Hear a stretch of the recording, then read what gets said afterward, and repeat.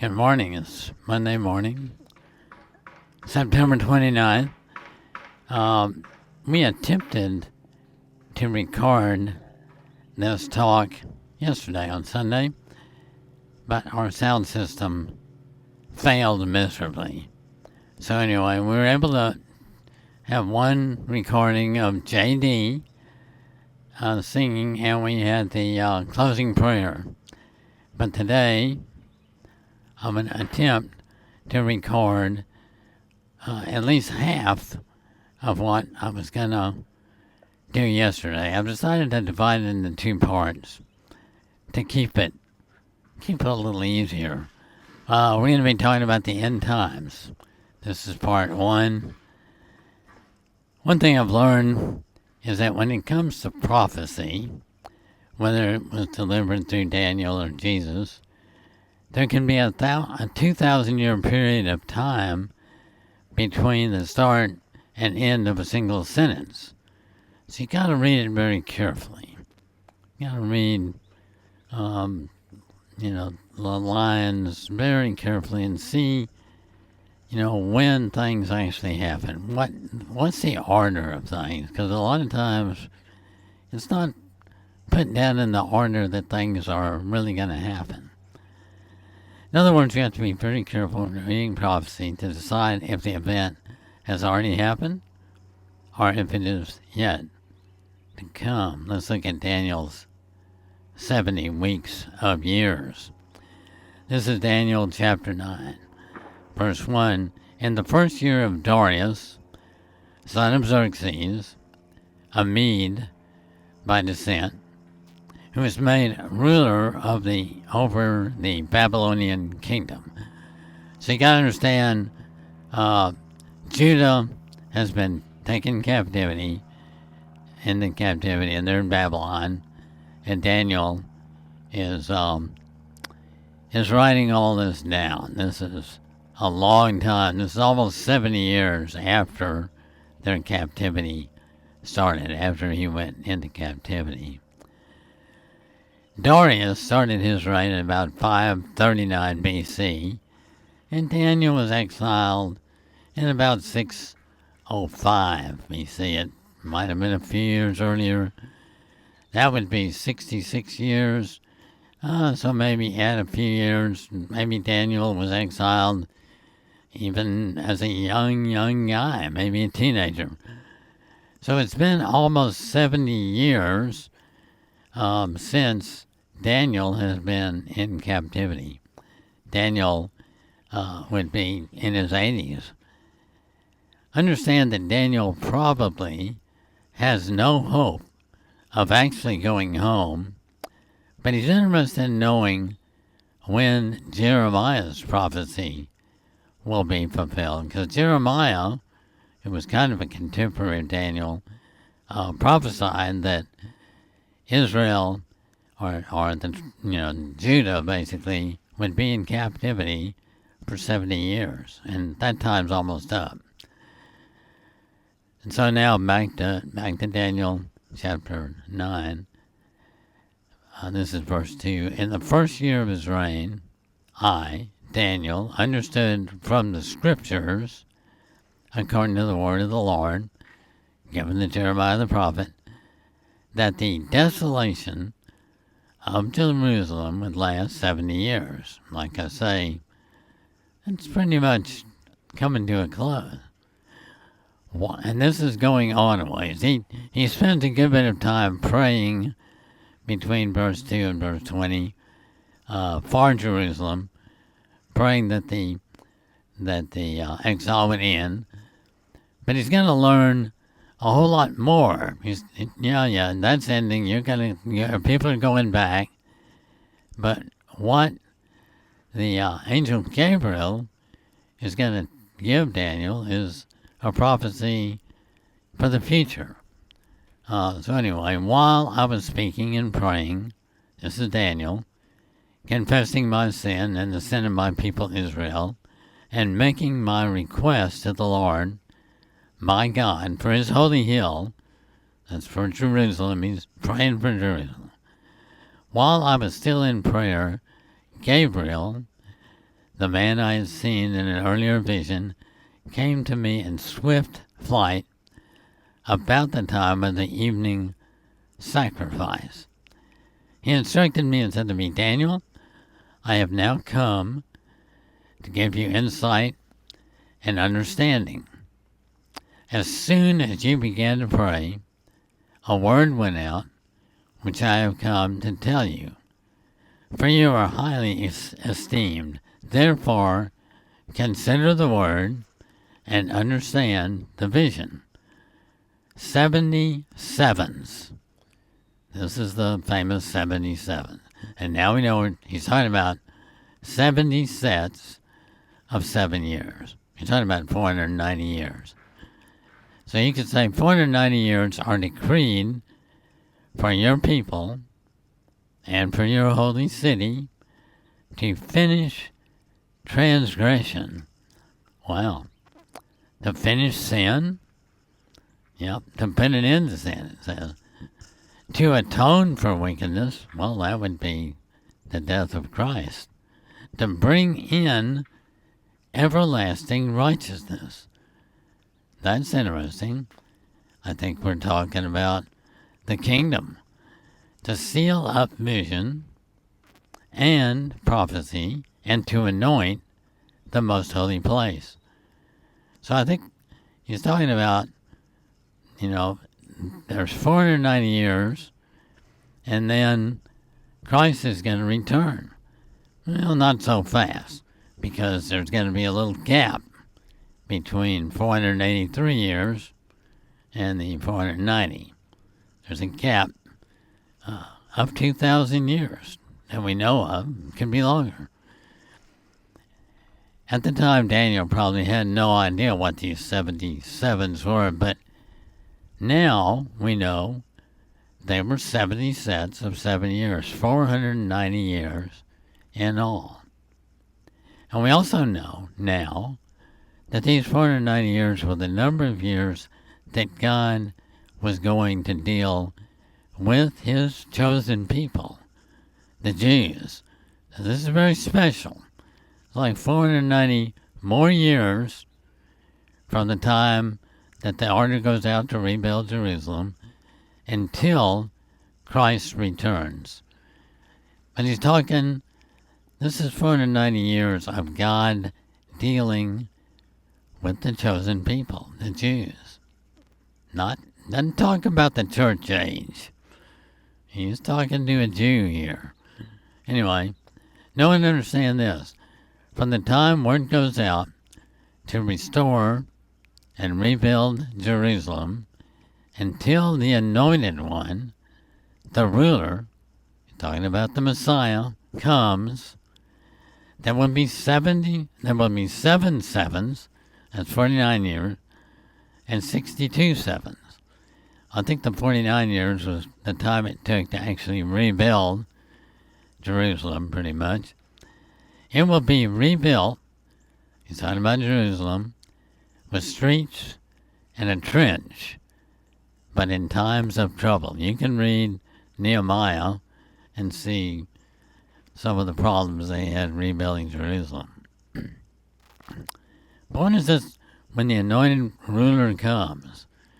Well, I think the time that Jesus entered Jerusalem, the triumphal entry, which was just a few days before he was killed, that's when he came. He was even accepted. The people were saying, Hosanna, blessed is he who comes in the name of the Lord. They were welcoming the Messiah into Jerusalem. Okay, so here you go. 7 times 7, 49 years. 62 times 7, 434 years. Add those together to get 483 years. We now know that it was 483 years from the time the order was given to rebuild Jerusalem until the death of Christ. Actually, the revelation of Christ as a Messiah, the triumphal entry, and the death of Christ happened within a few days, so 4 days, I think. The order went out to rebuild Jerusalem in 450 BC. 49 years later, in 401 BC, Jerusalem is rebuilt. 401 years later, Jesus is born, and 33 later, Jesus dies. 483 years from 450 BC to 33 AD. Okay, after the 62 sevens, the Anointed One will be put to death and will have nothing. Well, that's Jesus. After this 483 years, he's gone. He has nothing. He's gone. The people, this is interesting, the people of the ruler who will come. You see, there is a ruler coming much, much later. Now we know it's at least 2,000 years later. But the people of that ruler will destroy the city and the sanctuary. That's the sacking of Rome. of Jerusalem. That's 70 AD when the temple was destroyed. We'll talk more about that. Then he says the end will come like a flood. Now he's talking the end times. So you got a lot going on here. He's talking about the people of the ruler who will come. The ruler who will come, we're going to see, is the Antichrist. And his people, the people that are associated with him, associated with the town, maybe the country that he comes from, those are the people who are going to destroy Jerusalem and the temple, and that's in 70 AD. So that's, 40 years after Christ, that's going to happen. But then 2,000 years later, you're going to have this ruler coming. A lot of time going by here. He says the end will come like a flood. What are you talking about? The end, the last days.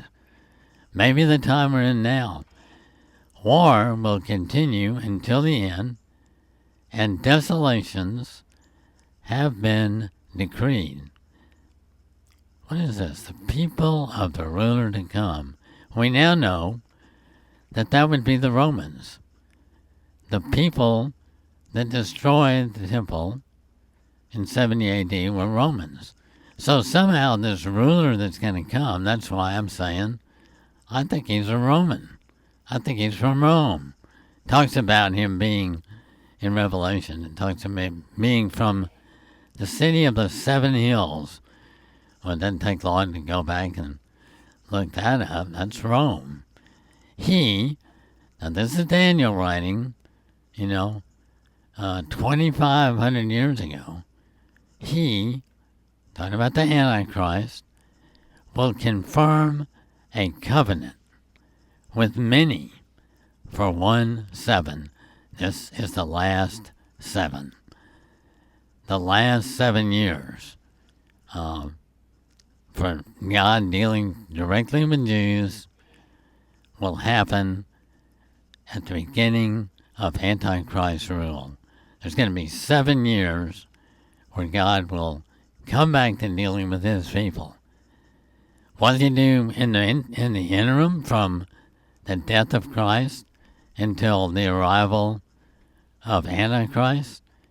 Well, that's our period now. It's the time of the Gentiles. It's the church age. We are living, I think, at the end of the church age. We're in the church of Laodicea. If you read Revelations, the first 3 chapters talk about the church age. And then in the beginning of chapter 4, the angel hollers down at John, the writer of Revelation. He says, "Come up here." I think he's talking about rapture. John is looking at all the churches. He's talking about Laodicea. And all of a sudden, an angel says, "Okay, time's up. The church age is over. come up here and I'll show you the rest of the story. We're going to talk about Antichrist. Okay. But anyway, Antichrist will somehow come up with a covenant, a peace treaty with many nations, many people for one period of 7 years, the last 7 years before Christ returned. And in the middle of the 7, in other words, 3.5 years into his reign, he will put an end to sacrifice and offering. Because you see, the temple's going to be rebuilt. They're planning on rebuilding it now. There's groups that are getting the stones together. They've got a red heifer. They raise it in Texas. They have the red heifer for purifying the temple. Anyway, and at the temple, he, Antichrist, will set up an abomination that causes desolation. And we know Christ talks about this because what he, Satan, does, or the Antichrist will do, is stand up in the temple and declare himself to be God. So for 3.5 years, he's not really claiming to be God, but he's a mighty powerful, mighty impressive guy. And they believe, he's doing God's work. He's rebuilding the temple. I mean, I think they can start on the temple when he first takes his reign. And I think this covenant will probably be in agreement with Arabs that are left and everybody else that, hey, we can rebuild the temple on its original site. Anyway, he's going to set up this abomination and causes desolation. He's going to claim to be God until the end that is decreed is poured out on him. So what happened when Christ died? That's when the time of the Gentiles began. And that we have been in the time of the Gentiles since the death of Christ, almost 2,000 years now. I am convinced that the Antichrist will be considered a Roman, perhaps from Rome, maybe just from Europe, which would be the old Roman Empire, but somehow considered to be of the people that destroyed the temple in 70 AD. So somehow he's of the Roman Empire. He is the Antichrist. And the last 7 years that Daniel talks about involves him and his destruction. My main point is that between the first part of the prophecy, the 483 years, and the last part, the 7 years of Antichrist, there has already been approximately 2,000 years. There is no indication in Daniel's text that there will be this period of 2,000 years. Just happen. Just God's way of saying, oh, read carefully. There's a 2,000 year gap here. Okay. There's also the same gap that Jesus talks about. This is Isaiah 61:1, but it's also found in, is it Luke, where Jesus goes to the synagogue in Nazareth, and they hand him the scribe, and he's reading this passage, okay? He says, the Spirit of the Lord is upon me, for he, God, has anointed me, Jesus, to bring good news to the poor. Now, this was written by Isaiah, but Jesus reads it. And he reads it in such a way that they know he's saying, I am the Messiah. I'm here. It's the Messiah Manifesto, they call it. To bring good news to the poor. He has sent me to proclaim that captives will be released, that the blind will see all this happen, that the oppressed will be set free, and that the time of the Lord's favor has come. This is actually not the end of the sentence. I think I put the period here by mistake. But the verse goes on, but Jesus didn't read it. Jesus read to this point, rolled up the scroll, handed it back, and sat down, which is what they would do when they were teaching. They'd read standing and then sit to preach. And he said, this very day, this word has been fulfilled. In other words, I am the Messiah. I've been sent to do these things. But he didn't finish the sentence. And here it is. This is what they were waiting for. And with it, in other words, with the day of the Lord's favor, the day of God's anger against their enemies. You see, every Jew in that synagogue would have said, finish it. Because what we want is a Messiah that gets rid of the Romans. We want a military leader. We want vengeance against our enemies, the Romans. We want to be free again.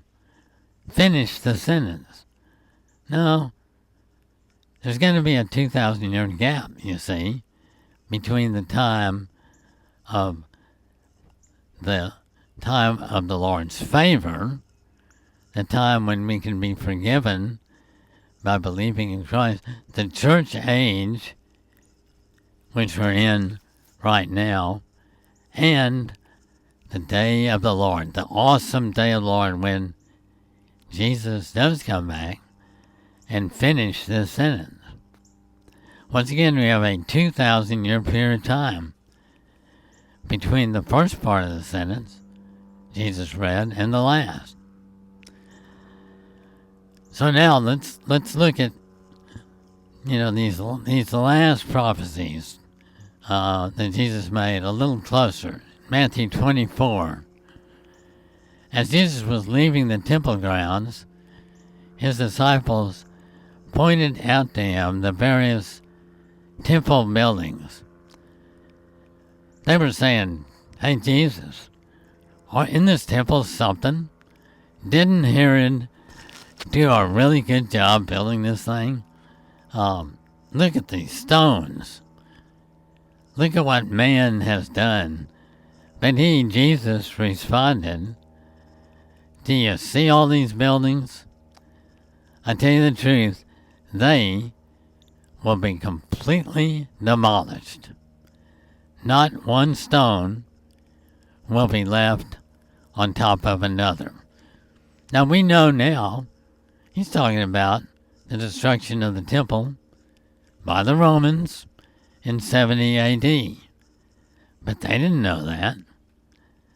They hear him say this and they think, oh, he's talking about the end times. Later, Jesus sat on the Mount of Olives, and I think this is the mount that he's going to return to when his feet touch down. Going to hit the Mount of Olives, and the world's going to split in two. Anyway, big earthquake. Anyway, his disciples came to him privately and said, "Tell us, when will all this happen?" They're talking about the destruction of the temple. "What sign will signal your return and the end of the world?" Say to them, that has to be the end of the world, right? Jesus told them, don't let anyone mislead you. He's not answering that at all. He's not going to talk about the destruction of the temple anymore, because that's not the end of the world. That's only, 40 years from now.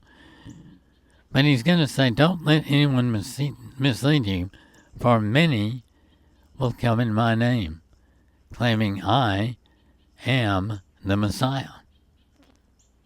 He's saying, in a long time, the end is going to be a long time from now, and there are going to be a lot of these false messiahs. They will deceive many. Well, yeah, Satan certainly does that when he's the Antichrist. And you will hear of wars and threats of wars. But don't panic. I mean, a lot of people were convinced during World War I and again in World War II, this is Armageddon. Surely, this is the end. He said, don't panic. Yes, these things must take place. I mean, Daniel talked about there's going to be wars right till the end. But the end won't follow immediately. Nation will go to war against nation, and kingdom against kingdom. There will be famines and earthquakes in many parts of the world. But all this is only the first of the birth pains, with more to come. Now, you women out there that have had kids know that they get real intense and real frequent right at the end. So I don't think we've seen nothing yet when it comes to earthquakes, volcanoes, hurricanes. I think it's going to get really bad. Then you will be arrested, persecuted, and killed. He's talking about you, his disciple. You will be hated all over the world because you are my followers. We were supposed to undergo the rapture last week, Tuesday, and I saw in one Facebook post somebody said, I will be so glad when all the Christians are out of here, because then finally we can fix this place. I think they'll be so disappointed. And many will turn away from me and betray and hate each other. He's even talking about his own followers. And many false prophets will appear and will deceive many people. Sin will be rampant everywhere, and the love of many will grow cold. You know, that's what they say about the church of Laodicea. Jesus even said, I wish you were either hot or cold, but you're lukewarm, so I'm going to spit you out. Our love is growing cold. But the one who endures to the end will be saved, and the good news about the kingdom will be preached throughout the whole world so that all nations will hear it. And then the end will come. One reason I think we're close to the end is because most missionaries will tell you, I think we've reached the whole world now. We've reached that last tribe in South America or on some island. Anyway, I think the good news has been preached throughout the whole world. If not, it's real close. The day is coming. Okay, now, that's where you have to, he's going to tell you, reader, pay attention. The day is coming when you will see what Daniel, the prophet, spoke about. We just read this. The sacrilegious object. Daniel called it the abomination that causes desolation. The sacrilegious object that causes desecration standing in the holy place. Reader, pay attention. One thing I've found is that if you want to understand the end times, or if you really want to understand the Bible, you got to read the whole thing. You got to be a reader. I know people that say, oh, I don't read the Old Testament. I don't like it. Well, if you don't read Daniel, then this passage right here doesn't make sense. You got to read the whole thing. So pay attention. Read attentively.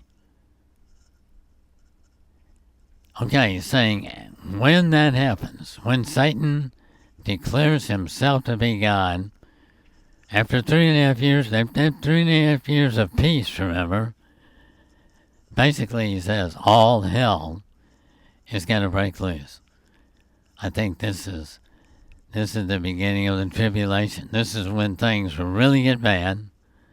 And he says, then those in Judea, in Jerusalem and in Judea, must flee to the hills. A person out on the deck of a roof must not go down into the house to pack. You might think, well, this sounds like the rapture. No, I think this prophecy is about what happens when Satan, through the Antichrist, says, I am God. He's in the temple declaring himself to be God.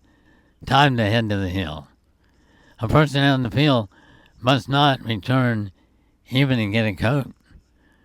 How terrible it will be for pregnant women and for nursing mothers in those days. And pray that your flight will not be in winter or on the Sabbath, because you can only walk so far, run so far on the Sabbath, right? For there will be greater anguish than at any time since the world began, and it will never be so great again. Bad time. In fact, unless that time of calamity is shortened, not a single person will survive. But it will be shortened for the sake of God's chosen ones. Who are these chosen ones? They're the Jews, his chosen people, and they will finally accept Jesus as their Messiah. And at least a remnant will during this tribulation period. Then if anyone tells you, look, here's the Messiah, or there he is, don't believe it. For false messiahs and false prophets will rise up and perform great signs and wonders so as to deceive, if possible, even God's chosen ones. Now we're chosen. Believers are chosen. He said, it's not really possible. His signs and wonders, Satan's signs and wonders are so great that if we were still here, we would even be deceived. But it's not possible, because we're gone. There's this thing called the rapture, or the gathering of the saints. And so we're not here to see these signs and wonders. And I suspect that the chosen Jews are not watching either. They're out in the hills. They're living in the country. See, I have warned you about this ahead of time, Jesus says. So if someone tells you, look, the Messiah is out in the desert, don't bother to go and look. Or look, he's hiding here. Don't believe it. Some religions say Jesus returned in 1914. That was when the second coming took place. But he's in hiding right now. He's not revealed yet, I think. I mean, they don't believe in the Antichrist. They think, oh, there's many Antichrists.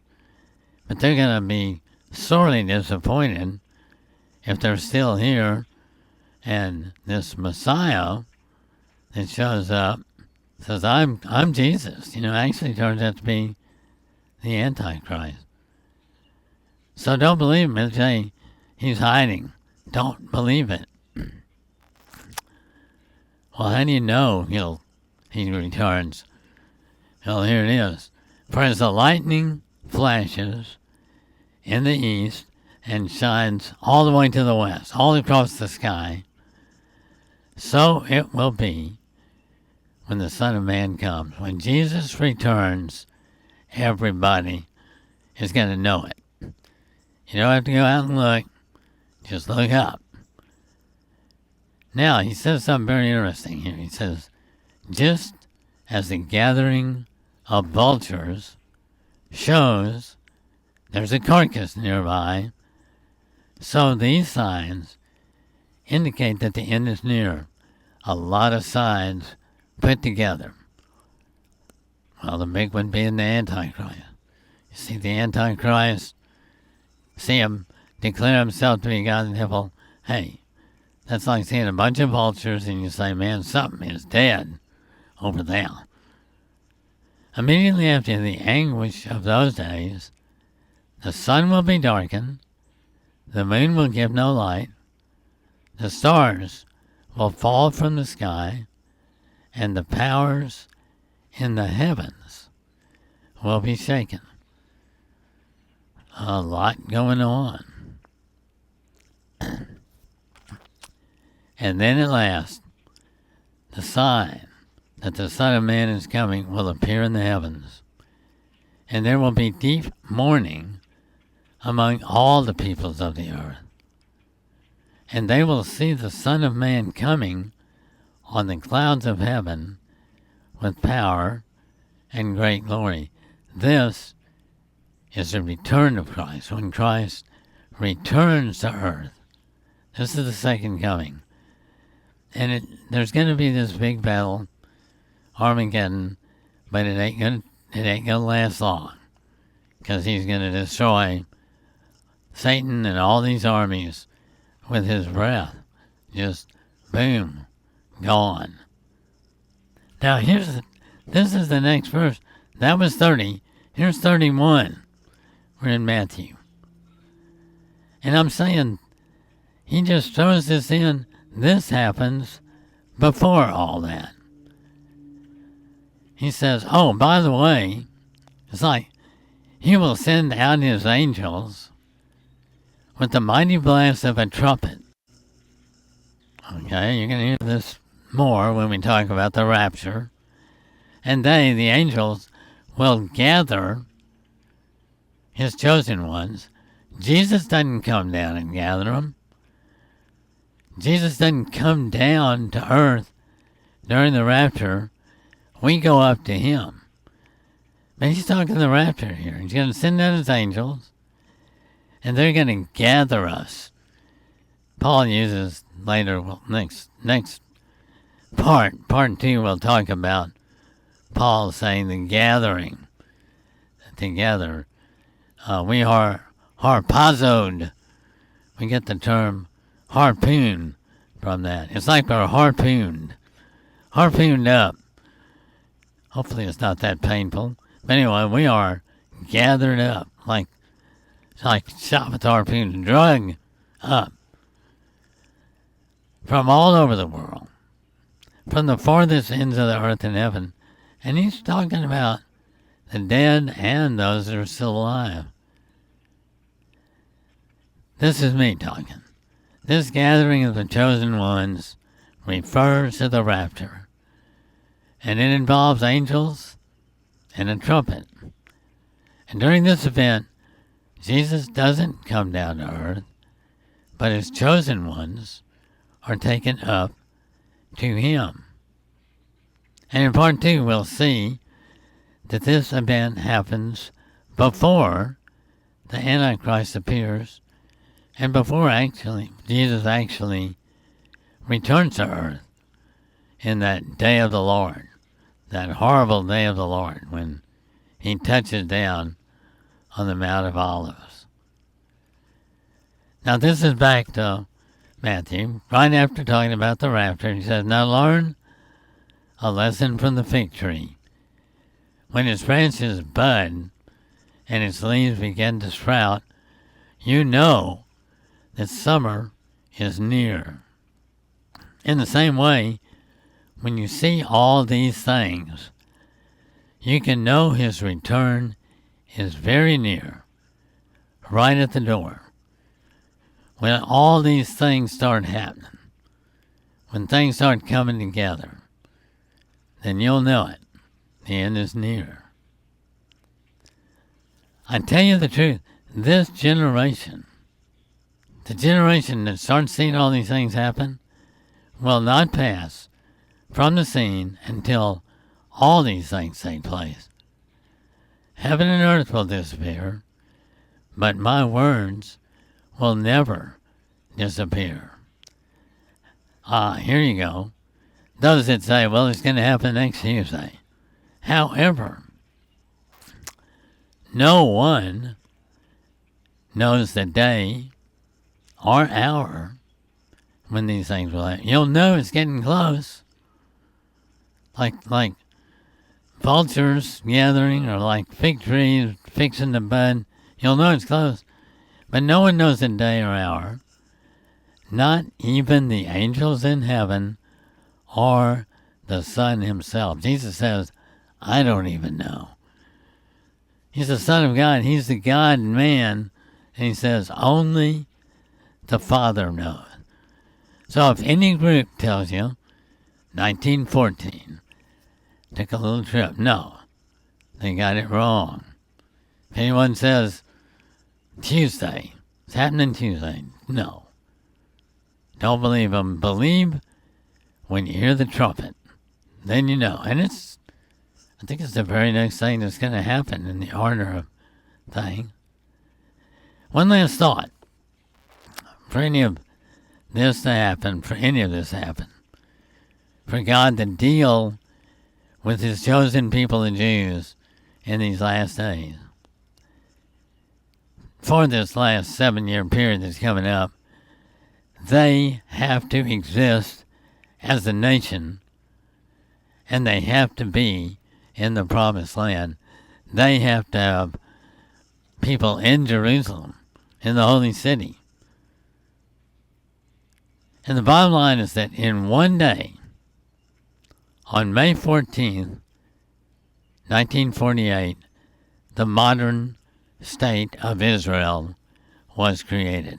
Jesus says, the generation that sees these signs will not pass away. Kind of makes me wonder if maybe since we have, I was born in 1950.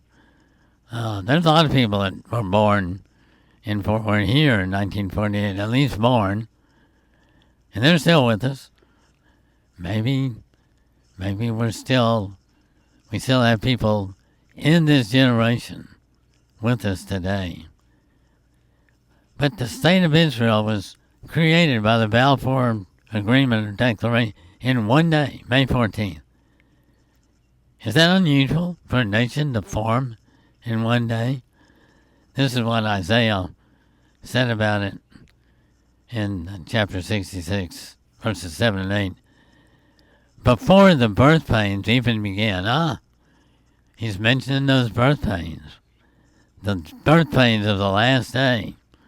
Before they begin, Jerusalem gives birth to a son. Wow. Have you ever seen anything as strange as this? Who ever heard of such a thing? Has a nation ever been born in a single day? Well, now we can say, yeah, happened in 1948. All right, well, if you want to hear the music that goes with this, look for that. It's like a 3-minute video.